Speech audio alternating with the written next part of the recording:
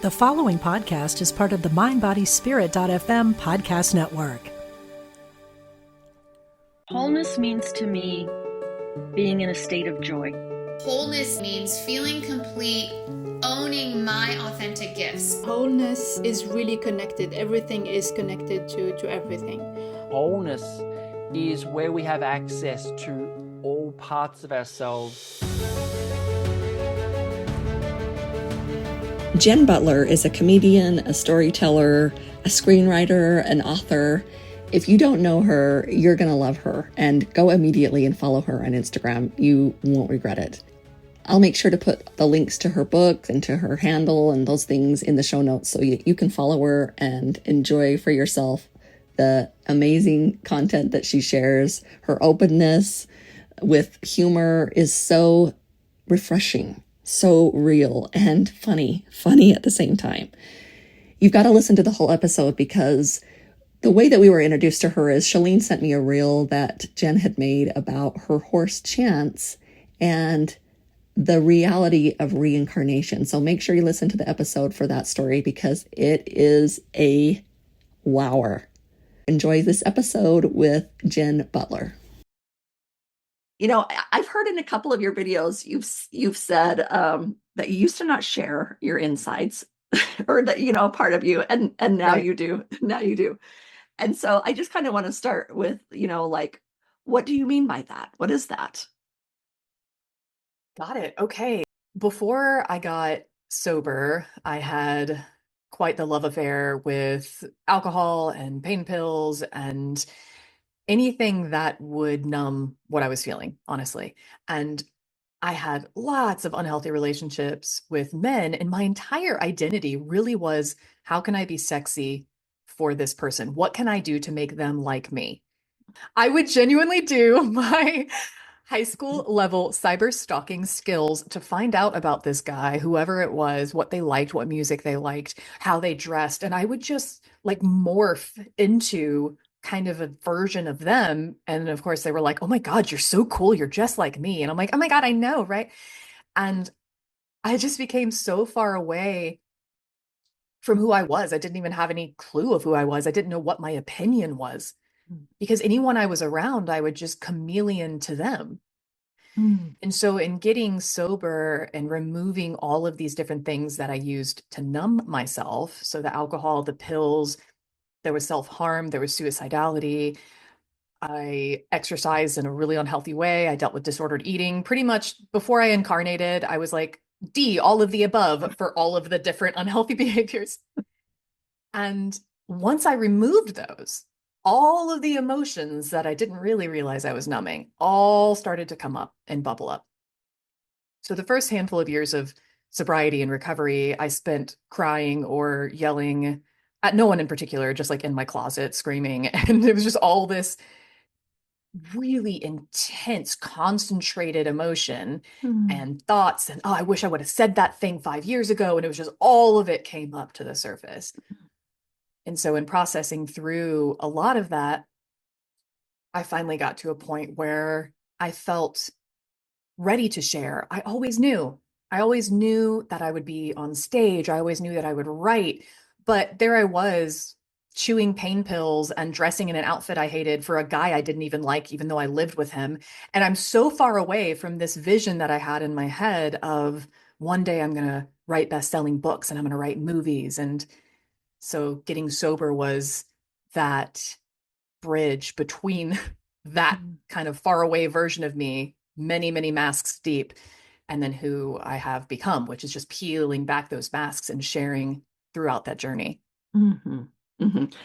So it's funny, it's just popped in my head, but you know, as a writer, you know, and as a screenplay, I think it's funny that because the story that you tell, I feel like sometimes that's what we're sold in a screenplay, in a romantic comedy. That's what we're kind of taught to do. Do you know what I mean? We're kind of the girl, you become, you know, you have this fantasy kind of life rather than the reality of life. So I think that's interesting that, I think that's interesting, not interesting. I think it is typical, you know, a typical experience for a woman to want to, you know, or to feel like she needs to be something other than herself. I think I think that's fascinating. But and then when did the comedy come in? When did you, were you always comedic?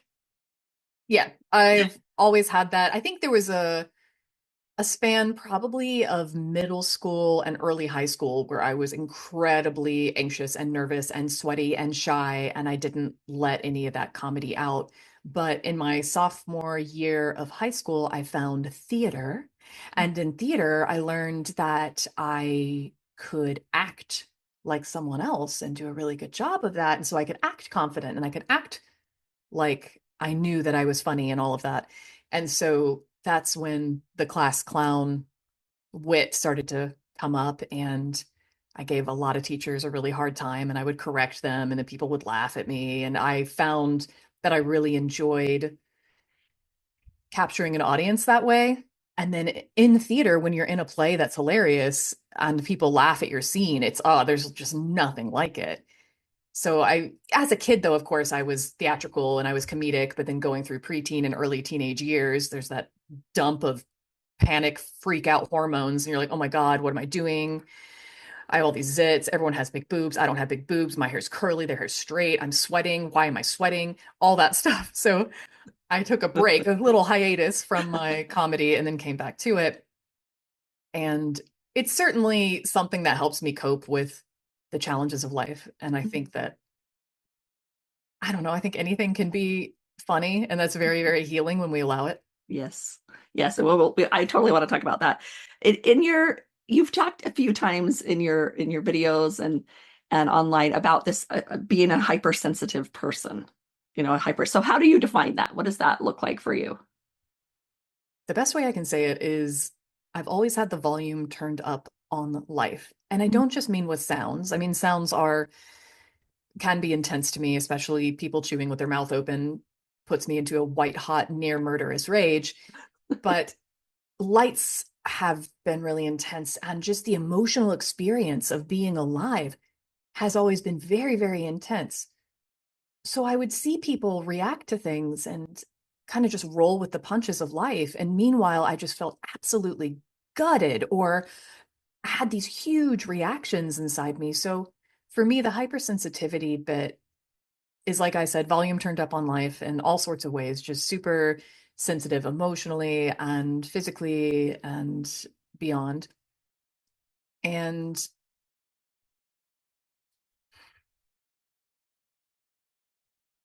it's interesting because it's kind of become one of those terms that I guess, is starting to be maybe overused. And so I don't necessarily mean it in the diagnostic way of Right. like sensory processing sensitivity or sensory processing disorder or whatever the hell. I don't know. I'm just saying, like, life is very intense for me, and things that seem easy for other people. And when I talk with them, so I'll say to my partner, like, oh, you know when, and I go into this deep dive soapbox of this experience or how in my head I get and blah, blah, blah. I'm like, you know when that happens? And he's like, that's literally never happened to me. And I'm like, well, shit. So I've seen that some things for other people, the basic day-to-day stuff, is simply easier. And so for a long time, I used that as an excuse to hide because that was easier. And I hid from rejection and from putting myself out there, from sharing any of my writing. Sometimes I just didn't even write because I was so afraid it would be bad, and I was afraid people would not like it, or one person wouldn't like it, God forbid. Yeah. So for a while, the hypersensitivity was something that I used as an excuse or a reason to not engage with life. But I've learned throughout my recovery journey, I've learned about the power of retraining ourselves, of rewriting narratives, of central nervous system reset, and learning how to regulate our nervous system, how to regulate our emotions. And so there's been a lot of unlearning and retraining, and a lot of essentially exposure therapy with putting myself out there, dealing with the rejection, dealing with the huge reaction in my body and my mind, surviving, getting back up, doing it again. And so I still consider myself a hypersensitive person.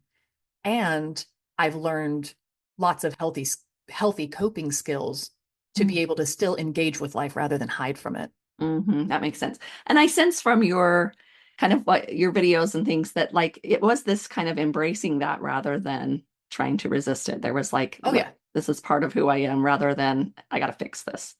Is that Yeah, right? for a long time I thought, oh, there's something wrong with me for feeling life as deeply as I do and for experiencing life as deeply as I do. And I, of course, did a deep dive into therapy, into every program I could find, and read so many different books. And really, it was to try and fix all these parts of myself that I didn't like. And then I learned about something actually called parts work. Have you heard of parts work before? Yeah, I've been trained in a little bit of it. Yeah. Yeah. I know, right? And so learning about these different parts of myself that may react to situations in life in a really maybe abrupt or intense or mean or way. And by me trying to fix that part of myself is further ostracizing it. So then instead learning to listen to these parts of myself and listen to the reactions and all of that and really pull those parts into me and integrate them has been incredible work. Yeah. Like that's been some of the most profound work that I've done is the parts work, is seeing these parts of myself and listening to these parts of myself. And sometimes it takes a while for them to even want to talk to me. Yeah. I'll sit in meditation and I'm like, hey, Right. there, teenage Jen, what you got, what you want to say? And she's over there like, harumph, like you've been a bitch to me, so I'm not talking to you. Totally. I just sit and just wait. Yeah. What in the training I took, one of the most powerful sentences I heard in all of that months of training was, we learn to speak for our parts, not from our parts. Ooh, Isn't that so good? And I it is love like, because it's like really, instead of saying, no, you shouldn't think that, or like, no, that's too loud. It's like, it's loud. You know what I mean? It's like, hey, this part of me, it's loud, and I don't like it.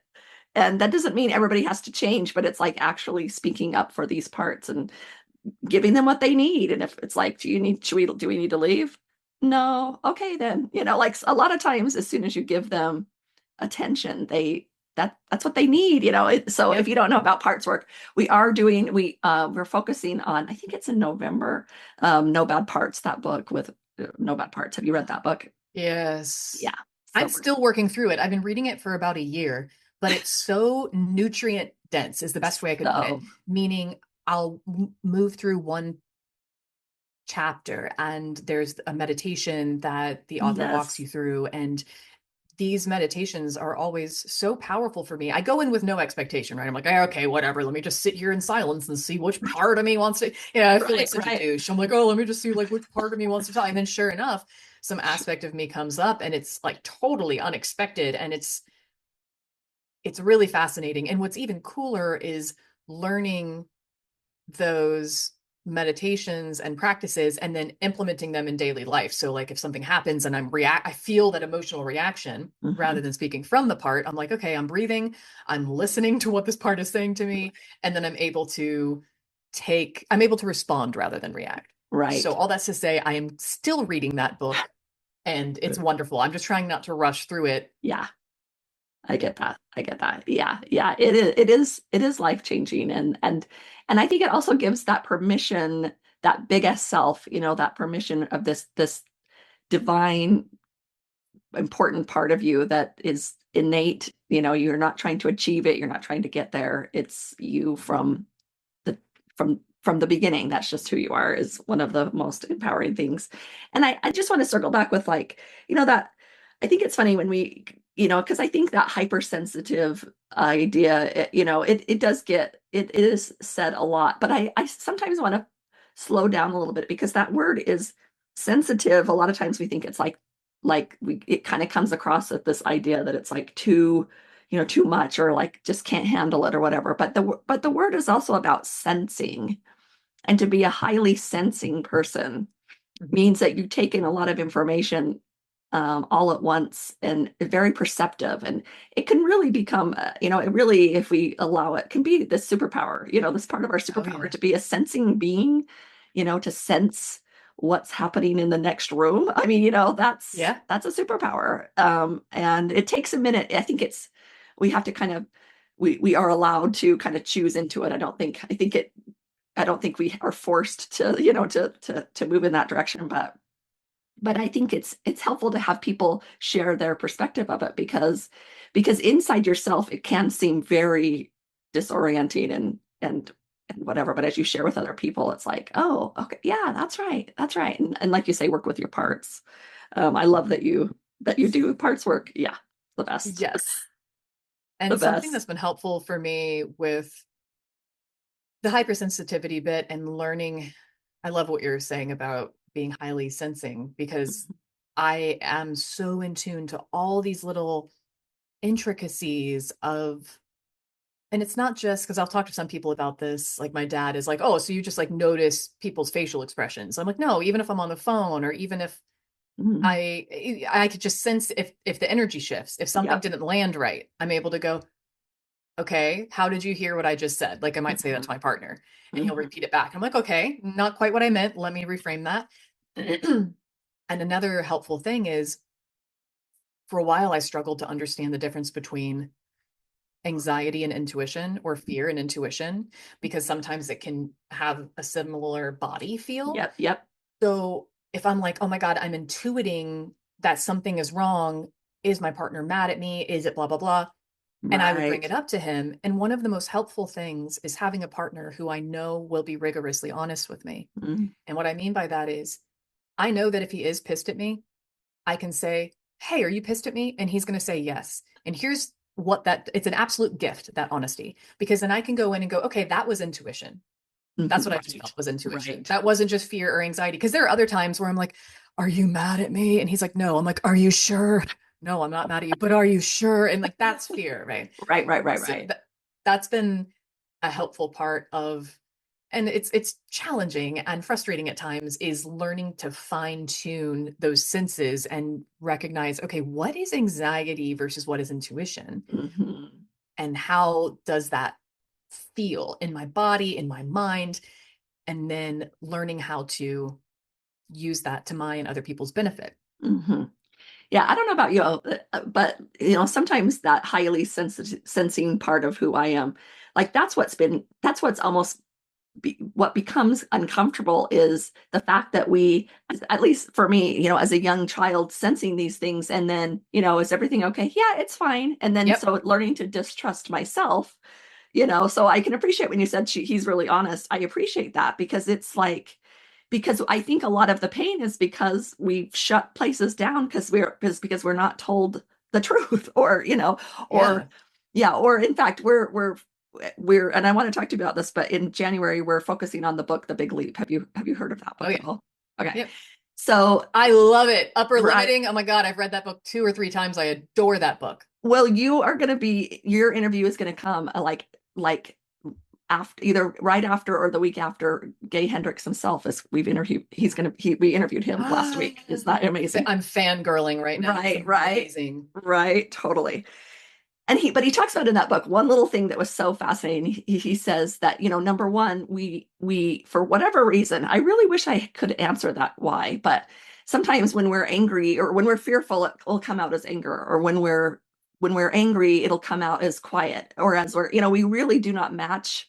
And that's really what messes up a highly sensitive person, because we're sensing the truth of the emotion, Yep. but the expression isn't matching, and it can be really disabling, Yeah, it's for someone. disorienting for sure. Totally. So that alone I could see would be enough for some pills and some alcohol. Like that Yeah. alone. Oh yeah, totally. And I what's interesting about the dynamic of being in relationship with a highly sensing or a highly sensitive person, someone who also may get their feelings hurt easily, is I think that folks can oftentimes want to walk on eggshells around that person, but that actually only makes it worse. I can speak from experience, meaning if you really are annoyed or pissed or want space, oh my God, please just tell me. Yeah, Please just tell me. I feel it. I know it. And I'm right. asking you. And then you're afraid to hurt my feelings, or you're just avoiding the uncomfortable conversation, but it's going to be a 15-minute sweaty conversation and then we're going to be over it. So Mhm. please just be honest with me.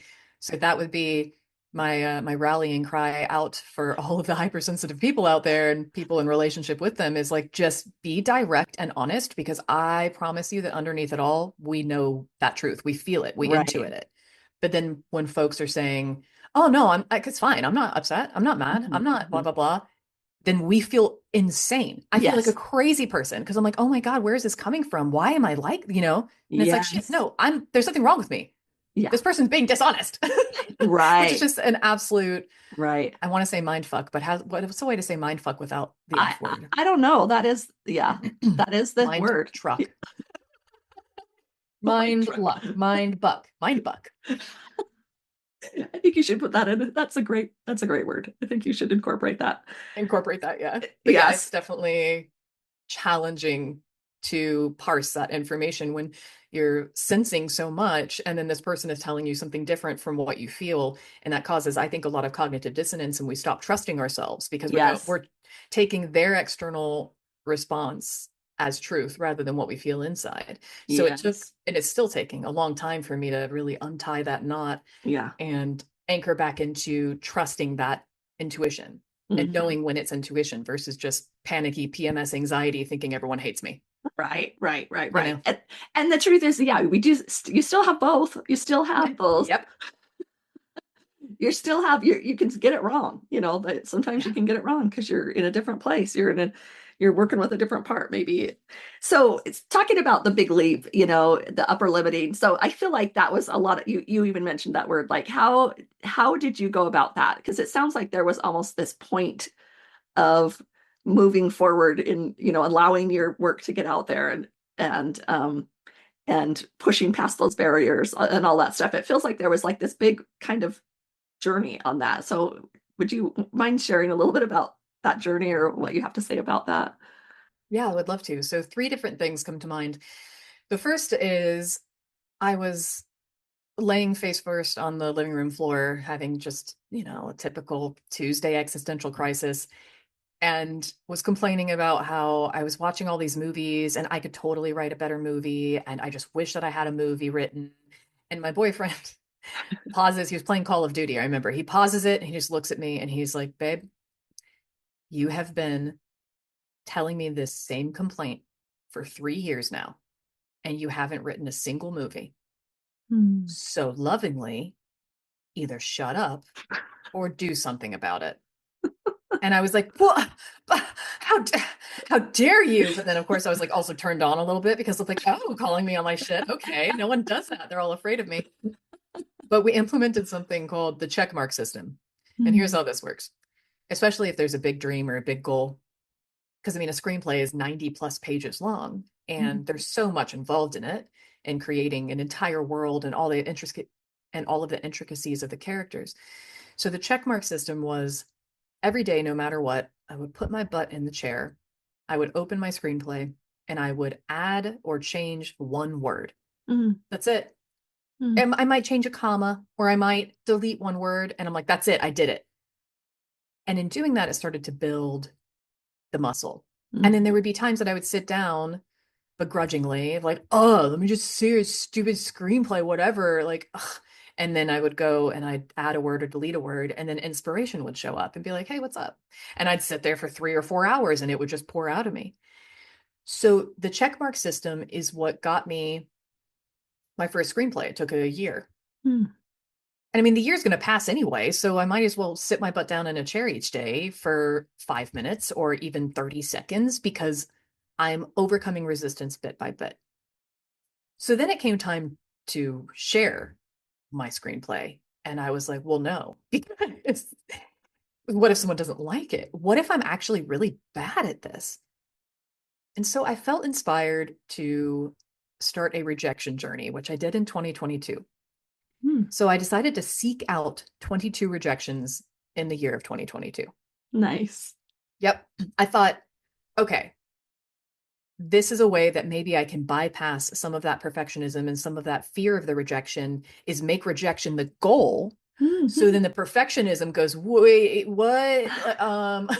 Wait, so I want to get rejected. Okay, so that's the goal. So using my goal-oriented nature, I made that the goal. I want to get rejected 22 times. Well, in order to do that, I need to put myself out there. So I started by submitting my screenplay to places. And if I got a rejection, of course, there's that initial sinking in the gut and, oh, I've failed. But then there's that part of me, that goal-oriented part that's like, I did it. I got a rejection. That's one. So I go in my little Google sheet, kept track of it, and I wrote down the rejection. And interesting things started happening. I started to get accepted, and my screenplay started to win contests. And I was like, wait, but that means I'm going to have to like make my bubble bigger and step out. So this is where that upper limiting comes into mind, where my world was very, very tiny of what felt safe. So I expanded just a little bit to submit to some contests. And I thought, oh, I'll submit to 22 small contests and get 22 rejections and hooray. But then I got like 5 rejections and the rest were wins or placements or something. And then I'm like, okay.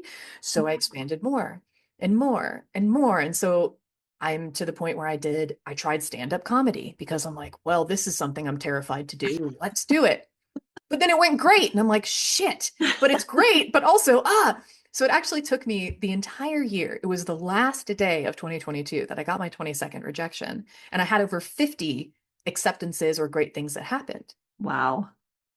Yeah. So it was definitely a form of exposure therapy and realizing through practice, through experience, that rejection isn't going to kill me. It's uncomfortable, but it gets more and more tolerable the more that I deal with it. So we had the check mark to write the screenplay. We had the rejection journey. And then the end of 2023, November 2023, I decided to start the avoidance journey, which is something that I'm still on and nearing completion. With this, I had gotten to the point where I had three screenplays written. I was submitting them to some contests and stuff, but I wasn't reaching out to managers and agents. I wasn't reaching out to production companies. I had found a new upper limit that was comfortable. And I realized, okay, there are certain things that it's like I would take things to 95% completion. Like I would do all the work of making amazing paintings or writing a book, but then not publish it or not share the paintings and then be bummed that no one's reading my book that I haven't published. Be sad that no one's buying my painting that they can't even buy because it's not available. Right. So I wrote down 30 different tasks that I had been avoiding as it related to my dream. And they just poured out of me. It was like I double clicked a file in my brain and my brain's like, oh, finally. It just like poured these things all out. And I put them up on a whiteboard. I have 3 different columns. The left column is the 30 tasks that I had avoided. I covered each of them with a number 1 through 30, just at random. The middle column is completed. These are the tasks that I've completed. And then the right column is results. So I thought, okay, well, as cool things start to happen, I'll just add the results there. I wanted to see, honestly, I just got tired of hearing myself complain that my dreams weren't coming true. Because I used to get caught up in this thing of this narrative, this belief that was just absolute garbage, which was, I just don't even know what to do. I don't even know where to start. I'm doing everything and it's just not working. And then when I took a moment to zoom out from those sentences, I'm like, is that true though? Are you familiar with Byron Katie's The Work? Oh, love those, the questions, right? So I'm like, okay, what is the thought? The thought is I'm doing everything I can and it's not working. Is that true? Can I absolutely know that to be true? No, it isn't true. Okay, well, how do I feel when I say that? Well, I feel like a victim. I feel bummed. I feel sad. I feel stuck. Okay, so then what's the opposite of that, right? Like, who am I without that thought?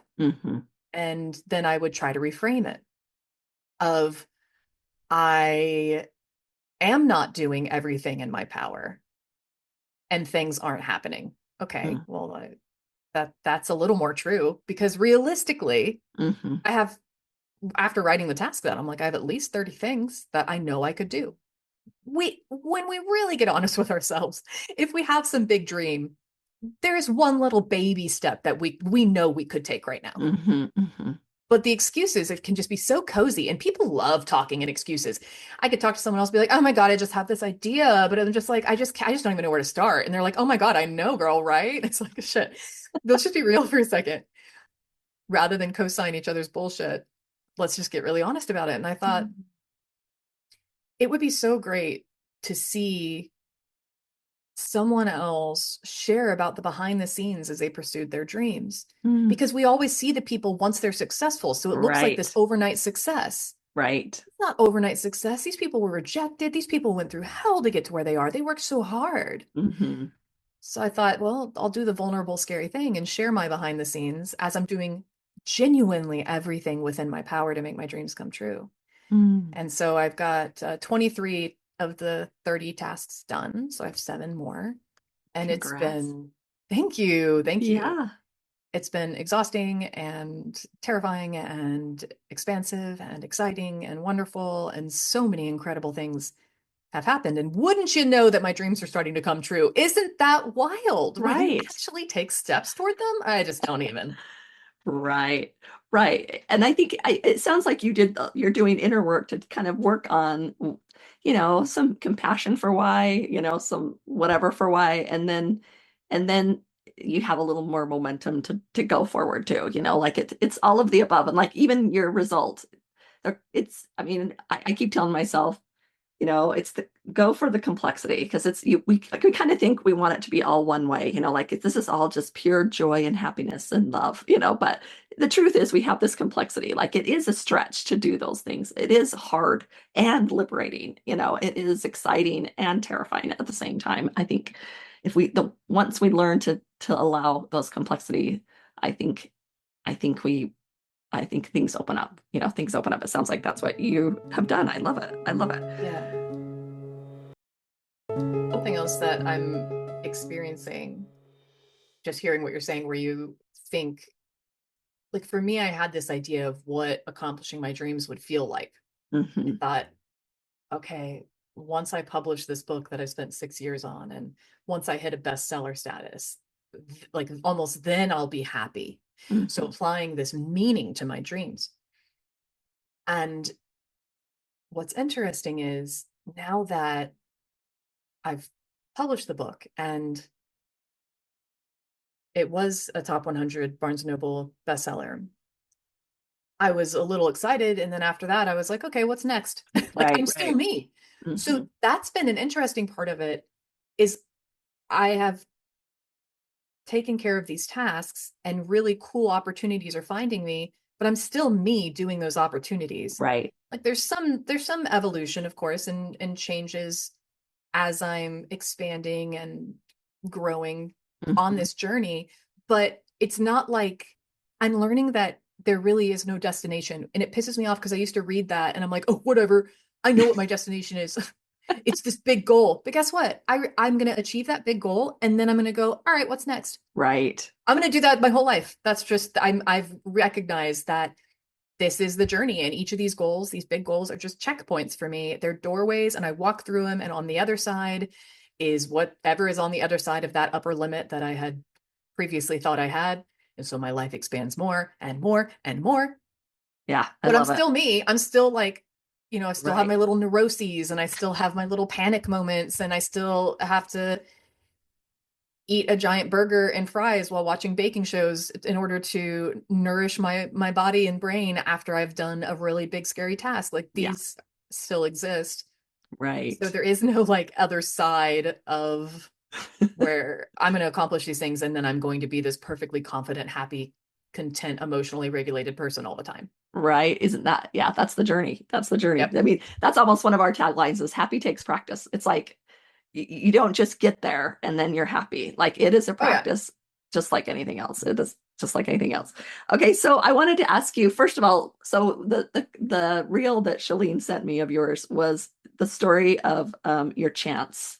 Your little chance. So I wondered if you'd tell that story. And funny enough, I was showing my husband and I was like, you gotta look at this. This is so funny. And like, isn't that crazy, the story? And then like a little while later, he looks outside and he's like, I know that dog's name. That dog's name's Chance. And I'm like, maybe it'll come back as a horse. Like, so it's like the widest thing. But yeah, will you share with us that story? Because I just want our listeners to hear it. I loved it so much. Yeah, I will love to. So when I was 2 years old, I met a horse for the first time. His name was Coke. He was this raggedy old bay, and Van Nuys, California is where I grew up.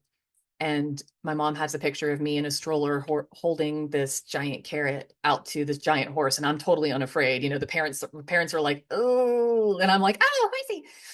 And I entered the I want a pony phase that I think a lot of kids go into, but I never exited that phase, and I took it very seriously. So literally from the age of 2, I recognized that I wanted a pony. I wanted a horse. And I started to save every penny that I made or found. Wow. For any sort of birthday throughout the years, I would ask for money for my pony fund. And by the time I was 11, I had $4,000 saved up. Wow. Which is really profound because I'm like, man, I struggle to save up $4,000 now. And I have a proper income. Like, good job, little Jen. Yeah, for real. So my one thing was when it was time to buy a horse, I was like, I just don't want a white horse. I wanted a brown horse, which a bay horse is brown, or a chestnut, which is like an orange color, because you don't see dirt on them. You just brush them. They're the color of dirt. It's great. I didn't want a white horse because they always look dirty. You wash them and then they go and they roll in manure and they look disgusting again. And also there's some statistics, I forget exactly what they are, that white horses are more likely to die from cancer. So for all those reasons, but mostly honestly, at the age 11, I just didn't want to have to clean the horse. I wanted a brown or an orange horse. The ooh. It was all about the ooh. Oh, yeah, obviously. So then I ended up meeting Chance. He didn't have the name Chance at the time. I think he was a no-name horse, and fell in love with him. And he was a flea-bitten gray. And flea-bitten gray just is like white with little black polka dots all over, little tiny polka dots, like little flea bites. So he was a flea-bitten gray, and I'm like, oh, of course I would fall in love with a horse that's white. But I did, and it was just one of those soul connections that just clicked, and I knew that he was mine. So using my $4,000 and my parents pitched in 1,000, we got Chance, and we did horse shows, and he kicked butt in horse shows. We were just this great pair, and I had him for years and years and years, and we were the best of friends. I mean, he would come to me in the huge pasture, just acres and acres of pastures. He could be out in the woods, and I'd just be like, Chance, and he'd come running. We would play tag. I would go out in the pasture, and I would like run after him, tap him on the butt, and turn around and run the other way. And he would trot after me, and he'd nip my butt, and we'd go back and forth. It's just the cutest thing ever. And of course, he loved apples, and he loved carrots. And he helped me through some of the hardest years of my life. You know, I was sharing earlier about preteen years and teenage years were just hell. It was so, just, I feel sorry for anyone in middle school, and the teachers in middle school are saints. That's such a hard time. High school, such a hard time. The hormones and the transition between being a little kid and being an adult, it just sucks. So I was still coming to terms with hypersensitivity and what does that even mean, and my emotional regulation sucked. I dealt with really bad depression. I dealt with suicidality. And then even into my early 20s, I actually got malignant melanoma and went through surgeries for that, and then found my way into addiction. It was just like throughout all that, I had Chance. Throughout all of that, he was there. He was my backbone. He was my stability. And he also very much loved to roll in red Georgia clay. Let me just tell you that. Okay. So the thing that I really didn't want a white horse for did come true time and time again. So for horse shows, you know, I'm waking up at 4 a.m. hosing down this horse because he laid in his poop all night. But he really loved the red Georgia clay. Sometimes your intuition isn't helpful. Right? You're like, it's almost like you say, I'm not going to do this, but it turns out, it's exactly, you're speaking it right out into the creation world. I mean, I think that rather than it being intuition not being helpful, that was like my logical mind being like, this is not what I want. And then the universe is like, LOL. Okay. Anyways, so When I was 25, we noticed a bump on the side of Chance's face, and it was like inside his mouth, protruding out the side of his face. And we took him to Auburn University, and they discovered that he had cancer and it had infiltrated his jawbone. And for listeners, stick tight because there's eventually going to be a happy ending. Okay. It's going to get sad, but just hang in there. Hang in. And of course, they're like, oh, we could do a $20,000 surgery to replace his jawbone and give him like a bionic jaw. I'm like, no, we're not doing that. We're not going to do that. So I ended up making the decision to say goodbye to him and to euthanize him and to donate his body to the education program at Auburn University, because I thought maybe they can learn something from him that helps save a little girl's pony one day. And I gave him a bath and gave him all the yummies and all the special treats. And then he literally rolled. So by the time we euthanized him, he was messy and dirty and had red Georgia clay stains all over him. And it was just the biggest loss I had ever experienced. I mean, it was just gutting because I had him for 14 plus years of some of the hardest years of my life. And when I was 27, I got sober, thankfully, because of course, after losing my best friend, I fell even deeper into alcoholism and everything. Right. So I got sober, and about 6 months into sobriety, I had a dream, and Chance came to me in my dream. And he said, I've reincarnated as an orange, of course, orange puppy. I'm 8 weeks old. I'm a little boy puppy, and I'm at PetSmart. So I wake up from my dream and to my then boyfriend, and I was like, isn't this crazy? Because I'm thinking, I'm newly sober. You know, my poor brain's just trying to get back online from all the drugs and alcohol. So, wow, this is crazy. He was like, we should go to PetSmart. I'm like, what? There's no way that the horse because at this point I was atheist. I was like, I don't believe in anything. Life is hell. I don't want to be here. I can't wait to leave this place. Right. This study abroad trip is not what I signed up for. Right. And so I didn't believe in any sort of magic in life. But we're driving to PetSmart, and I'm thinking, oh my God, what am I doing? I'm about to be let down. I'm going to feel so silly. It's going to be so embarrassing. And I tuned in is the best way I could put it. And I didn't even know what this meant at the time, but just in my mind, I'm talking to like the spirit of Chance. And I'm like, all right, bro, if life is so magical that you can reincarnate as a dog and then come to me in my dream to tell me about it, then you need to get the price down. Okay. Because I live in a 575 square foot apartment and I'm in college. I'm newly sober. I have no business getting a dog right now. And I felt this sense of confirmation is the best way I could put it. Back then, I don't know if I could have told you that. I probably wouldn't have told anyone that I had this conversation inside my mind with the spirit of my horse, right? Right. Right. But I heard or I felt him say to me, I'll be the last one there. I'll be the last one left. I'm like, great, here we go. Going to PetSmart in Kennesaw, Georgia. And it's a Sunday. And we show up and they have all those crates and cages and stuff set out front. And we walk up and look, and they're all empty except for one. And in one of them, there is an 8-week-old male orange puppy and an 8-week-old black puppy. So I was like, oh, he's not the last one. So this was all fake. And then this couple comes up, picks up the black puppy, looks at me, points at the orange dog and says, that's yours. That one's yours. And they're just doing that like hee silly thing that you say to people. But I'm like, you have no idea what you just said to me. I still would not pick up the puppy. I'm like, no, because I know as soon as I get a whiff of that puppy breath, it's over for me, whether this is Chance or not. So I'm staring at this cute little wrinkle-faced puppy. And this dad and his son walk up and pet the puppy. I like had some jealousy because I'm like, don't pet him. I'm Yeah, not yeah. petting him either, but he's mine. Don't touch him.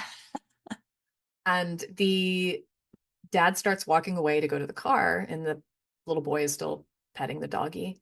And the dad goes, Chance, let's go. Chance. Mm, The little kid's name is Chance. yeah. So at that point, I pick up the puppy. So I'm Yeah. like, all right, let me pick him up. I'm squeezing him. I'm loving on him. I'm like, oh my God, what am I doing right now? Right. Just like it felt like Twilight Zone. What is happening? What is my life? Right. So the woman running the adoption agency came over to me and she's like, listen, I'm about to pack up. There were 23 dogs. He's the last one left out of 23, which is a really great adoption day, by the way. I've since learned since then, like I've worked with different adoption agencies and stuff. So 22 dogs being adopted in one day is pretty outrageous. Yeah. Yeah. And I find out her name is Jennifer. She hands me her card. She's like, here's my card. I'm going to have to pack up soon. And how about this? If you want to go ahead and get him now, I'll knock $50 off.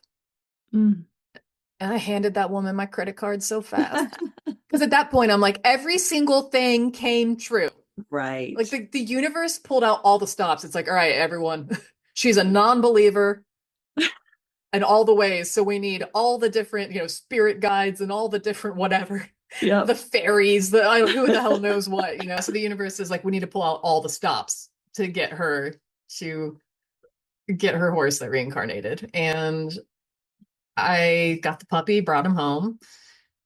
Mm. His name is Floyd. And he's 10 years old. So I've had him for a while.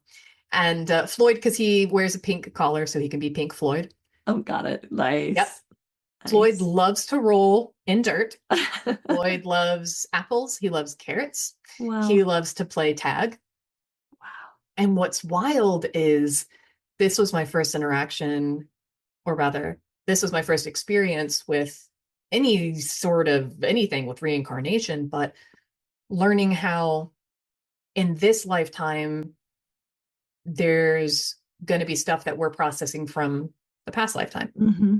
So after Chance died and the education program did the autopsy and did whatever they did, they discovered that the cancer had spread down into his throat and into his stomach. And that if we hadn't euthanized him when we did, it would have been a not good last couple weeks of his life. Mm. So then now, fast forward to when I have Floyd as a puppy, and he ended up having kennel cough. So he had issues with his throat and with his lungs. And then he had worms and all sorts of horrible stuff in his tummy. So it was just really interesting that he died of cancer that had spread to his throat, his lungs, his intestines, his stomach. And then when he starts, restarts, respawns as this puppy, he still has some leftover, whatever it is, energy or whatever the heck. Yeah. To process through. And one last thing that this really solidified it for me even further is Chance had this squiggly scar on his back right hock. So the hock is just like the knee of the back leg, essentially. Mm-hmm. We never knew what it came from, but even on his coggins, which is like his papers, it says squiggly scar on the back right leg. When Floyd was 2 or 3, he ended up having to have surgery on his back right leg. And he now also has a squiggly scar on his back right leg. Yeah. Wow. And I can just feel him in there. Like even my mom will call him Chance sometimes because it's just my horse's soul is in this dog. Yeah. Animals are amazing. I have this story. Can I share the story with you? Yeah, of course.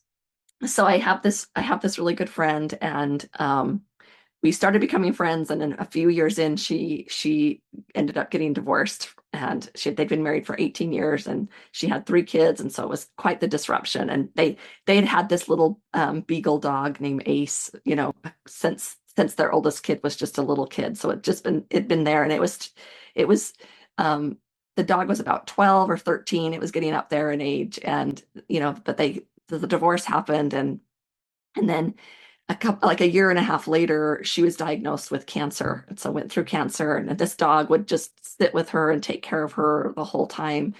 And so after all of this, chaos in their lives, she said, she's like, she said, I'm kind of concerned, that I don't know if he's totally okay. He's getting old. I mean, she said, can you talk to him and like see if he's okay? And I was like, when do I do this? But she's like, you can do this. So I'm like, all right. So I kind of leaned down. I just said, and Ace never gave me the time of day. Like he was just focused on her. He was just her. But I'd been around for years, but I said, hey, Ace, look, let me know if you're not doing okay, you come to me and let me know, and I'll get the message. And I just was almost just trying to like, placate my friend, I was like, Sure. Okay. So a couple weeks went by, and I think at the time, I think my friend kind of had some inklings, that something wasn't right. So I come walking in the house, and Ace comes up to me and sits in front of me, just looks right at me, and I like lean down, knowing like he's coming to me, and I'm like, he's coming to me, and immediately like that ugly cry, because I realized, oh my gosh, he's coming to me, when I said it. And my friend said, she says, oh my gosh, he's been bumping into the walls lately and fallen off the bed, and I can tell something's wrong. I says, well, just take him to the vet, take him to the vet. And she's like, well, my kids are going to Disneyland. And I'm like, look, I'm not trying to tell you nothing. I'm just telling you, you asked me and he's coming to me. So she's like, okay, well, I don't know, so a couple of weeks go by, because she's like, we can't do this right now. And I'm like, okay, okay. And a couple of weeks go by, and she's like, can you just ask him again? maybe he's okay. Maybe he's better. Yeah. Can you just try? And so I said, sure. So I leaned down in, and I kind of, did that connect thing, whatever, and I just said to her, I said, I don't feel him anymore. Like, I don't feel him.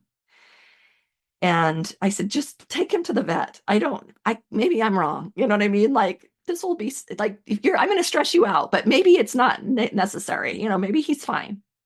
So she took him to the vet, and the vet said, yeah, he's got this and this, he's had a stroke. And the vet said, he's had a stroke, and he's really just not in there. That's what the doctor said. Yep. And he said, so she's like, so we probably just have a couple months. And he's like, I'd like to take him today. And she was like, Yeah. what? Like, whoa, I didn't know it was that bad.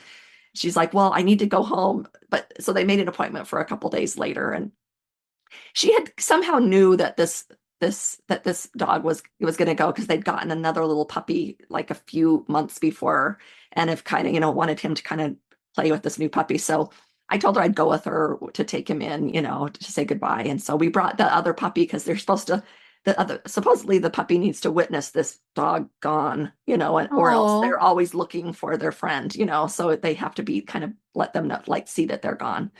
And so we had both of these dogs with us, and they brought us into this room, and it was the weirdest thing. It was so strange. They'd walk in, and then they'd walk out, and like 45, 50 minutes goes by, and we're just sitting there like, this is so weird. Like, how mean, like, this is kind of cruel or whatever. But we weren't really mad. It was just kind of like, what is going on? And I said to her, I said, I think you need to, let him go. You need to kind of let him go. I don't remember what I said, but she kind of reached down on the back and just signed her name on the back of his coat, and just said, our contract together is released. You can go, like, you can go.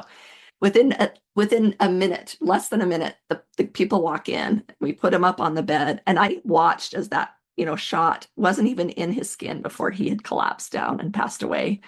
And it was sad, but it was, you never know what these animals, they just have this other next level connection to us, and so then she starts telling some of my neighbors, like, so I get another call. Can you come talk to my dog that's having a puppy, and she doesn't want to have, I don't know what's going on. So anyway, it became several of these dogs that we, that have come with them, but their spirits are so pure. It's like connecting in is so much easier with an animal even than a person, because they're so pure. But it was really wild because even me, I mean, like, same kind of thing as you. It's like things kind of were validated in what I was thinking and feeling.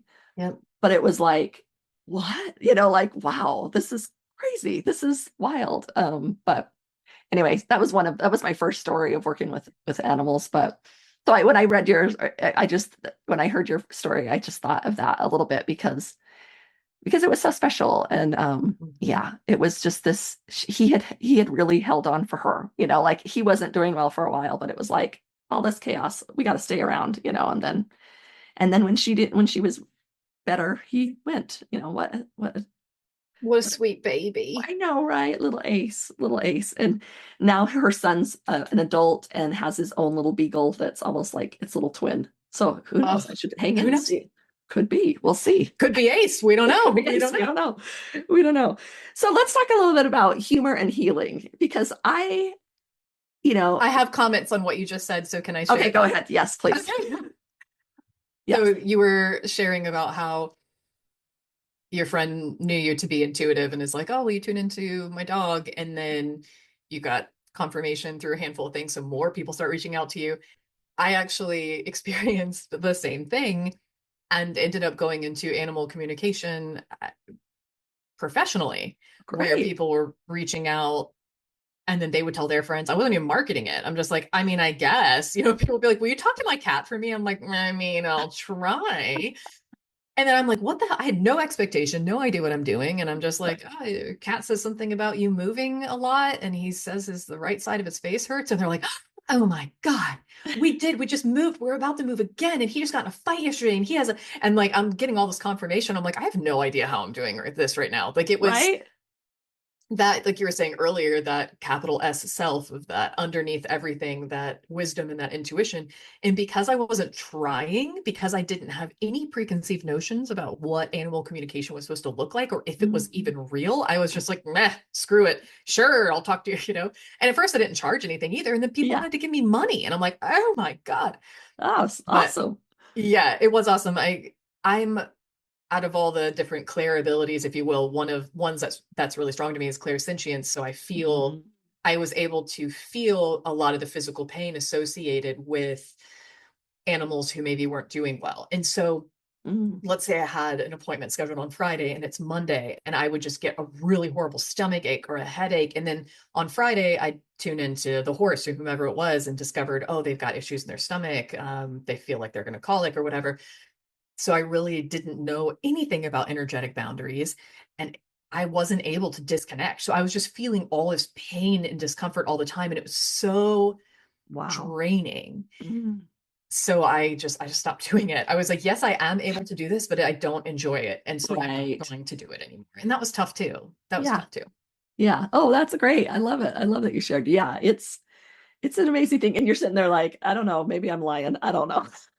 Right. But then all this confirmation comes through, and then the most random things. That's how I really would know that I was connected in.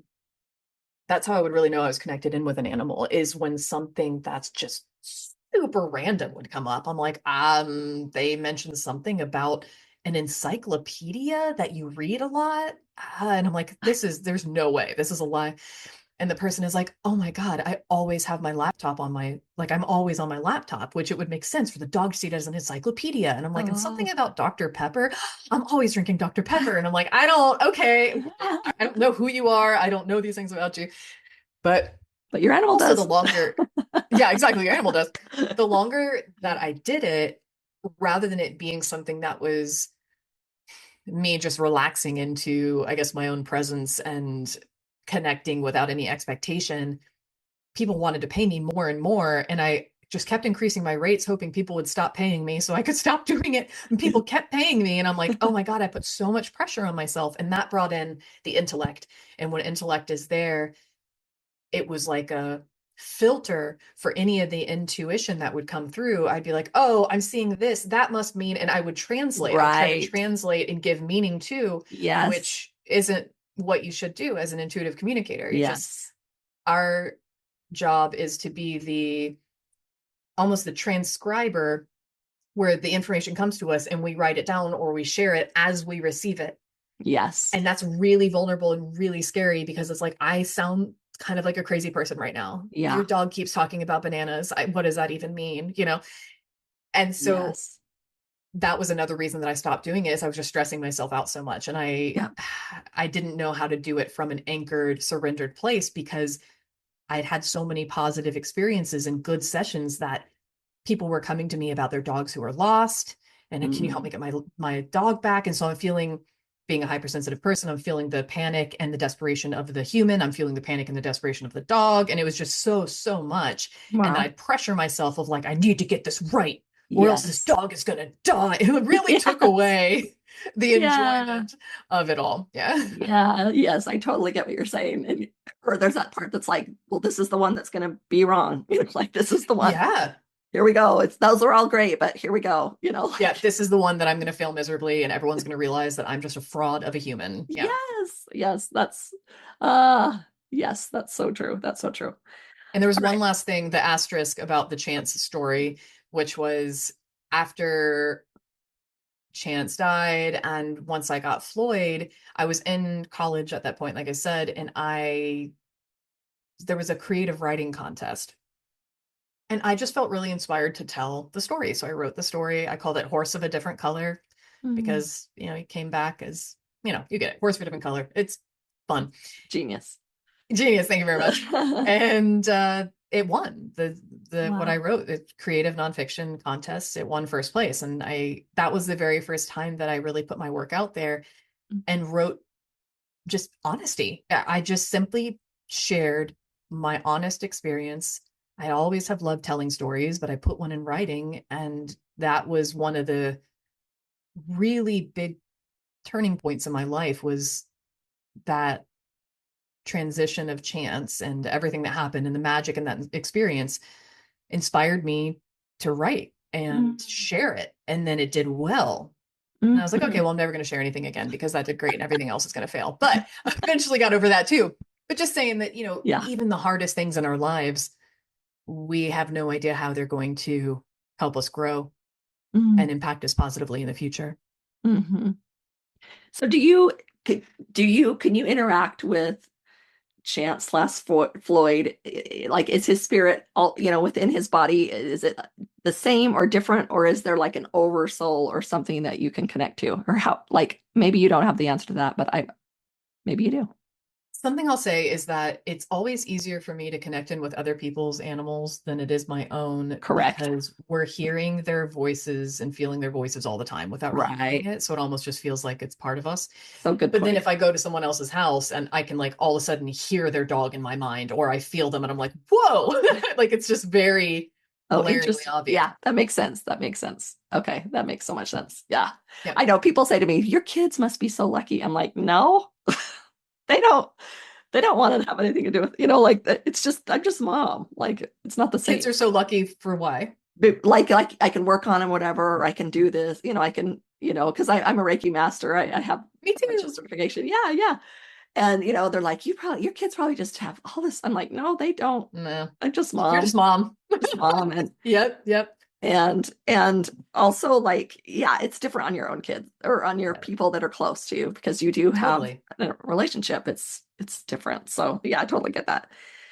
So, well, let's talk for a little bit about let's finish up maybe with some humor and healing, So tell me about, like, your thoughts on humor and healing. They say laughter is the best medicine, and I think that genuine laughter is healing. So what would you say, in all the parts of you and all the things that you do, what do you say about healing and humor? I have found that the best humor comes from rigorous honesty and just really owning the human experience and owning my thought processes and my behaviors. And in sharing from that honesty, it brings about this connection where people can see themselves in me and in my stories. And they have cackle laughter and belly laughter and tears, because it resonates in such a deep level. And they go, oh my God, I thought I was the only one. Oh my God, I was so embarrassed or ashamed, but this person is owning it. And how cool is that? So, of course, I can say witty things and do the funny jokes and be a comedian, but I have found that the most resonant and healing humor naturally comes from authentic storytelling and really unabashedly owning my own experience as a human. Mm. And what I hear you say too is that, I mean, that's the connector. It's a connection because it like people say, hey, yeah, I'm that way too. And you build this connection and community, and that's amazing. Well, we always ask our guests a little bit about just what does the idea of wholeness mean to you, or what does the concept of wholeness mean to you? I have two things that come to mind. One we've already touched on, which would be wholeness as my individual human self, this iteration of me, and the parts work, right? So taking these ostracized or fractured parts of myself, and then throughout life healing what I need to heal and reconnecting with these different aspects of self so that I can become more and more of my whole complete self. But the other thing that comes to mind, it's actually something that I experienced at the end of doing a 10-day silent meditation retreat. I mean, for 10 days, you meditate 10 hours a day. You don't say anything to anyone. You don't make eye contact with anyone. You can't write. You don't have a phone. You are just totally connecting to your breath, to feeling into your body. And at first, it's really hard to feel your breath. But then by the day 7 or 8, as I'm sitting there breathing in meditation and silence, I can feel my organs. I can feel my spine. I can feel the energy flowing through my body.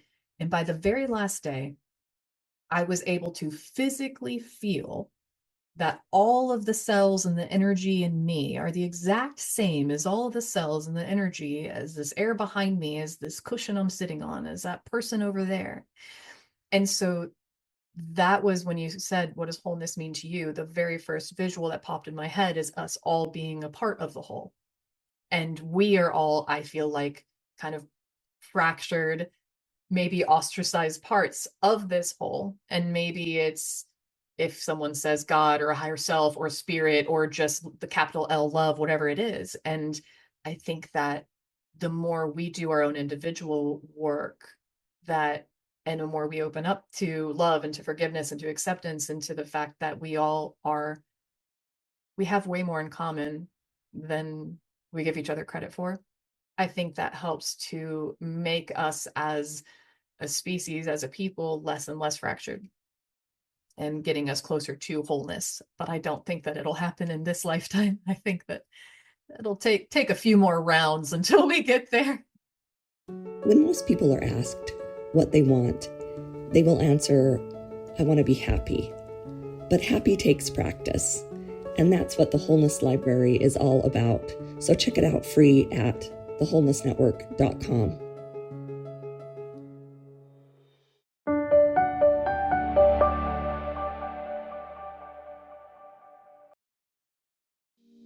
We talk to the animals, and we know you can too.